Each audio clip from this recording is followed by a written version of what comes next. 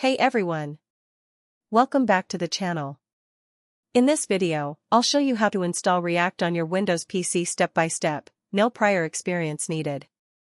Let's get you up and running with your first React app in under 5 minutes. Step 1. Install Node.js and NPM. First, we need Node.js, which includes the package manager called NPM. Go to nodejs.org. Download the LTS version.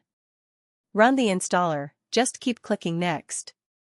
Once it's installed, open your command prompt and type node v npm v. You should see version numbers like this. Step 2. Create a React app.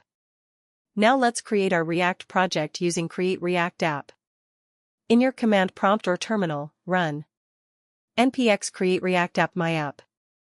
Replace myapp with whatever you want to name your project. This will take a few minutes to install all the files you need. Step 3. Start your React app. Once it's done, navigate into your new folder like this. cd myapp. npm start. Your default browser will open to localhost 3000 and boom, you're running React. Bonus, what just happened? Let's break it down. You created a React app with all setup done for you. You wrote zero config code, just started coding in app.js. Now you're ready to build real web apps with components, state, and more. We'll explore all of that in the next videos. That's it, your first React app on Windows is ready.